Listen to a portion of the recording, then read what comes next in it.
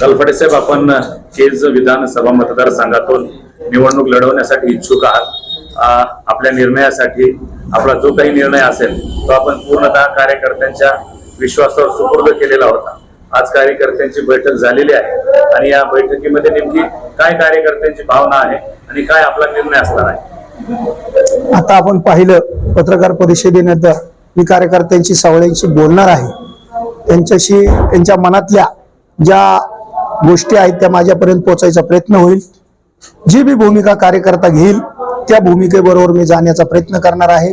त्याचं कारण असं आहे की कार्यकर्ता हा मतदार असतो, कार्यकर्ता हा तळागाळापर्यंत नेत्याला पोहोचवायचं काम करतो आणि त्याच पद्धतीची जी यंत्रणा आहे माझ्याबरोबर काम करणारा जो कार्यकर्ता आहे त्याच्यामुळे मी आहे हे मला 100% माहिती आहे। त्यामुळे निवडणुकामध्ये कुठल्याही निवडणुका असतील त्या निवडणुकामध्ये कार्यकर्त्याची भूमिका अतिशय महत्वाची असते आणि म्हणून अर्ध्या एक तासामध्ये आम्ही सर्वजण बसणार आहोत। केज आंबेजोगाई तालुक्यातील सर्व सर्कल प्रमुख या ठिकाणी उपस्थित आहेत। त्यांच्याशी चर्चा केल्यानंतर कुठल्या पक्षाबरोबर जायचं आणि कुठला पक्ष जनता स्वीकारते हे आम्ही ठरवणार आहे। त्या पद्धतीचा निर्णय आपल्याला 1-2 दिवसामध्ये कळवण्यात येईल। अजेंडा काय असणार आहे आपला निवडणुकीचा?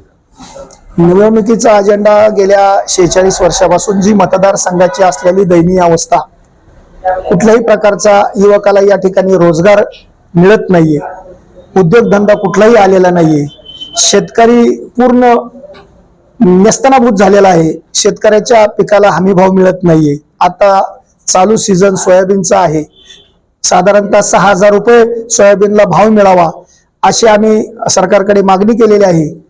त्याचं कारण असं आहे की उत्पादित जो खर्च सोयाबीनला येतो त्याच्यापेक्षा 1000-2000 रुपये जास्त मिळाले पाहिजे, परंतु तो खर्च देखील निघणं मुश्किल झालेला आहे।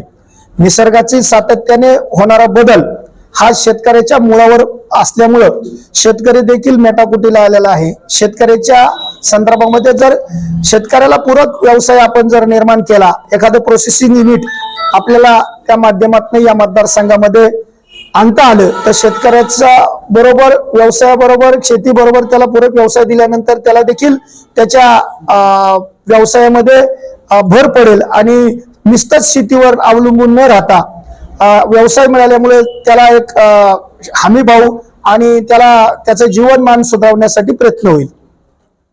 आता या मतदारसंघाविषयी बोलताना आपण सांगितलं की गेल्या 46 वर्षामध्ये काही बदल झाला नाही, विकास झालेला नाही। मग आपण नेमकं कसल्या पद्धतीचा विकास करणार आहात आणि नेमकी काय आपली भूमिका असणार आहे? गेल्या 4 ते 5 महिन्यापासून मी या मतदारसंघात फिरत असताना या ठिकाणच्या असंख्य कार्यकर्त्यांच्या युवकांच्या अडचणी आम्ही समजून घेतलेल्या आहेत। या ठिकाणी रोजगाराचा फार मोठा प्रश्न निर्माण झालेला आहे। मी गेल्या 3 वर्षापूर्वी रोजगार मेळावा युवकांचा घेतला होता आणि 350 युवकांना रोजगाराच्या संधी पुणे या ठिकाणी उपलब्ध करून दिल्या। अजूनही ते युवक त्या ठिकाणी काम करतात आणि आपल्या कुटुंबाला आधार द्यायचं काम त्या माध्यमातून केलेलं आहे। हा प्रश्न या ठिकाणचा मला सर्वात महत्वाचा आणि ज्वलंत वाटतोय, कारण आज सरकारी नोकऱ्या ह्या टोटल बंद झाल्यात। खाजगीकरण झाल्यामुळं युवकांना स्वतःचा रोजगार स्वतःच्या पायावर उभं राहून कुठल्याही प्रकारचा भाजी विकण्याचा असेल किंवा एखादं छोटंसं युनिट निर्माण करण्याचं असेल, ITIच्या माध्यमातून प्रोसेसिंग युनिट असेल, अशा वेगवेगळ्या पद्धतीने आपल्याला त्याला त्याच्या पायावर उभं राहण्यासाठी काही मदत करता येईल का याच्यावर देखील आम्ही सध्या काम करत आहे। आणि शासनाच्या असंख्य योजना आहेत, त्या अण्णाभाऊ साठे महामंडळ असेल, महात्मा फुले असेल, सारथीचं महामंडळ असेल, या योजना फक्त कागदावर आहेत। त्या खऱ्या अर्थानं इथल्या लोकप्रतिनिधीनं त्या योजना कार्यकर्त्यापर्यंत पोहोचवायचं काम केलं पाहिजे, परंतु इथल्या लोकप्रतिनिधींना कार्यकर्ता हा मोठा झाला नाही पाहिजे, सातत्याने आपल्या बरोबरच राहिला पाहिजे अशा प्रकारची मानसिकता निर्माण झालेली आहे।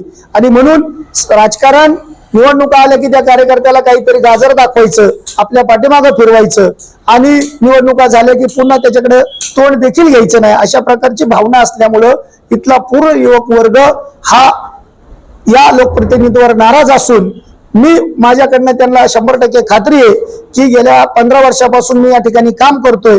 रोजगार मेळावे घेतले असतील, महिलांना शिलाई मशीनचं वाटप असेल किंवा महिला मंडळासाठी बचत गटाच्या माध्यमातून केलेली कामं असतील, तर या कामाच्या जोरावर माझं व्हिजन, माझ्या बरोबर फिरणारा कार्यकर्ता, माझ्या मतदारसंघातला मतदार हा त्याच्या पायावर उभा राहिला पाहिजे, त्याला रोजगाराच्या संध्या उपलब्ध करून दिल्या पाहिजे, किंबहुना त्यांनी स्वयंरोजगार करून आपल्या कुटुंबाची उपजीविका भागवली पाहिजे, अशा प्रकारची माझी भूमिका आहे. येणाऱ्या ज्या निवडणुका आहेत त्या नेमक्या विकासाच्या समीकरणावर की जातीच्या समीकरणावर होतील असं वाटतंय?